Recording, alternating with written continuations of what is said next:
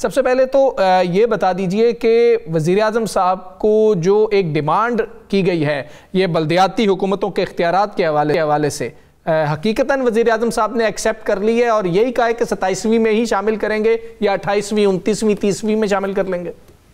नहीं, बिल्कुल बड़ी कैटेगोरिकली बड़ी अच्छी मुलाकात रही।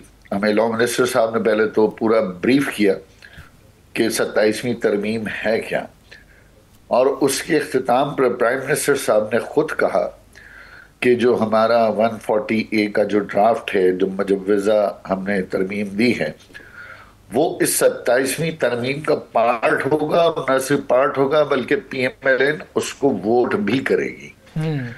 अब मरहला सिर्फ ये आता है, अखलाकी तौर पर पीपल्स पार्टी के ऊपर ये सवाल उठता है कि पंजाब में उन्होंने अभी अभी यूनानिमसली 140A बड़ी डिटेल में एक रेजोल्यूशन पास की और फेडरेशन को भेजी है, जो कि वफाकी हुकूमत को मिल भी गई है।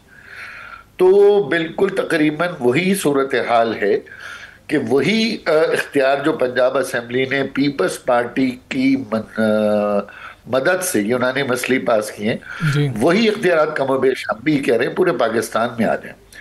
तो यकीन दहानी बिल्कुल हुई है। बाकी जमातों से भी हम बात करेंगे, हम पीपल्स पार्टी से भी अखलाकी तौर पर एक हुज्जत पूरी करेंगे, क्योंकि मैं आपको एक बड़ा इशारतन कह दूं कि अब जो है ना ये जो मामलात हैं हुकूमती हैं, जो हमारे एक फ्यूडलिज्म है, अब ये खतरे में पड़ रहे हैं। अब बड़ी सिक्योरिटी हो गई है, तो अगर अवाम को शरीक इख्तिदार नहीं करेंगे, अवाम को अपने इख्तियारात में शरीक नहीं करेंगे और अवाम को इस तरह आइसोलेट करेंगे, तो ये ज़्यादा अरसे ये किंगडम्स कायम नहीं रहेंगी। तो हमने तो ये भी कहा है कि ये सबके मफाद में है, चाहे वो सियासी जमातें हों, चाहे वो लोग हों, अवाम हों, कि अब लोगों को भी शरीकत इख्तिदार दें ताकि हमारा जमहूरी तसलसल महफूज हो जाए, उसके अंदर मजीद तजुर्बात ना हो। अच्छा ख्वाजा साहब, मुलाकात आज आपकी हुई, मसवदा आज सामने रखा गया, आपके यहाँ आपको बताया गया, ब्रीफ किया गया बकौल आपके, लेकिन MKM ने कल ही गैर मशरूत तरीके से मंजूर इसे कर दिया था, यानी हमायत का ऐलान कर दिया था। क्या MKM के पास उस वक्त ये सारी चीज़ें पहुँच चुकी थी, या MKM ने एक इत्तेहादी होने की हैसियत से इसका ऐलान किया? एक तो ये ज़रा वाज़े कर दें। और दूसरी बात, आपको क्या यकीन है कि जो चीज़ें आपने दी हैं, चूँकि आपका सिंध के अंदर पीपल्स पार्टी के साथ बल्दियात पे अच्छा खासा फड्डा चल रहा है, तो क्या पीपल्स पार्टी की इस पे हमायत की भी यकीन दहानी दिलाई है वज़ीर आज़म साहब ने? चूँकि सबसे पहले पीपल्स पार्टी ने ही इस 27वीं आईनी तरमीम के हवाले से उन्हीं के बिलावल भुट्टो साहब ने इसे अनाउंस किया है ना। देखिए, पीपल्स पार्टी की तो अब जिम्मेदारी पीपल्स पार्टी भी, मैंने आपको बता दिया, पंजाब असेंबली से उन्होंने करारदाद पास की है। अब वो सिंध के अवाम को क्या जवाब देते हैं, पंजाब में क्या चेहरा लेकर जाते हैं, जाहिर सी बात है दो रुखी उनकी वो डायरेक्शन तो नहीं हो सकती कि सिंध में ये और पंजाब में वो है। पंजाब में लोकल गवर्नमेंट पूरी नहीं, वज़ीर आज़म साहब ने आपको यकीन दहानी कराई है कि हम उनसे भी करवा लेंगे, उनके साथ उनका नहीं, वज़ीर आज़म साहब ने ये जरूर कहा है कि हम उनको कन्विंस करेंगे, आप भी बात करें, और ये यकीन जरूर कराई कि बातचीत में वो हमारे साथ शामिल होंगे। ख्वाजा साहब, इसको ऑडियंस के लिए आसान करते हैं ज़रा। ये जो बात है बड़ी इंपॉर्टेंट है, ये जो नुक्ता राना साहब ने उठाया है, यानी कि शिकवार मंजूरी होती है। जिस वक्त ये आप लोगों की तजवीज़ करदा शिक आएगी, उस वक्त हम ये अज्यूम कर लें कि पीपल्स पार्टी उस वक्त पेज पे शायद नहीं होगी आप लोगों के साथ, और पीपल्स पार्टी शायद उसको वोट ना करे, तो आप लोगों की शिक आए तो शायद वो मंजूर ना हो। तो बेहतर नहीं होगा आप PTI से बात कर लें कि यार इस शिक को तो आप लोग सपोर्ट कर लें, मौलाना साहब से बात कर लें कि ये शिक तो आपको भी सूट करती है, इसको तो वोट कर दें, बाकियों को रहने दें। बेशक पीपल्स पार्टी से बात करने से बेहतर है आप ऑपोजिशन से कर लें। मेरी गुजारिश मैंने यही की कि तमाम जमातों से हम गुफ्तगू करेंगे।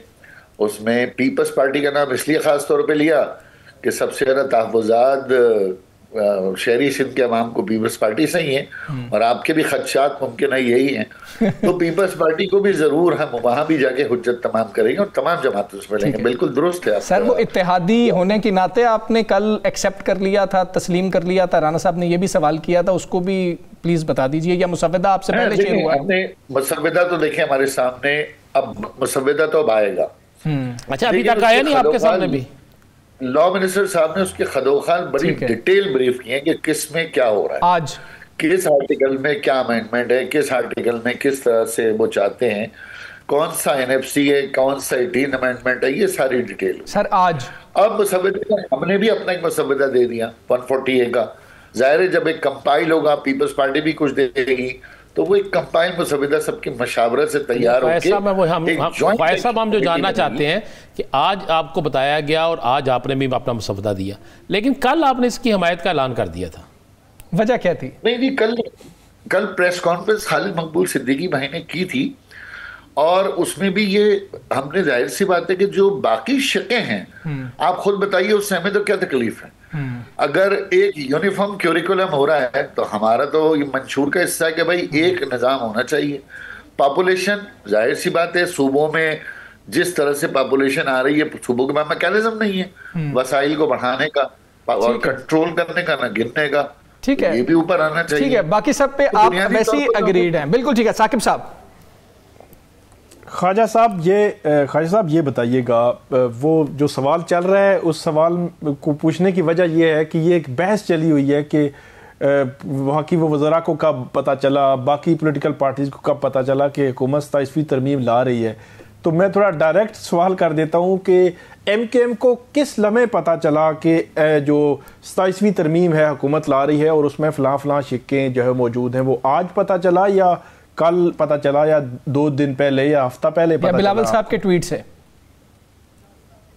देखें, इत्तला तो हमें आ गई थी कि इस इजलास में 27वीं तरमीम आ रही है, लेकिन बाकायदा तौर पे जो आप फरमा रहे हैं वो बिल्कुल दुरुस्त है कि हमें ये 2 दिन पहले शिक बाई शिक हमें पता चली। इसलिए हमने ब्रीफिंग का टाइम लिया, क्योंकि ड्राफ्ट नहीं था, तो फिर लॉ मिनिस्टर साहब ने शिक बाई शिक हमें डिटेल में ब्रीफ किया। बिल्कुल ठीक है।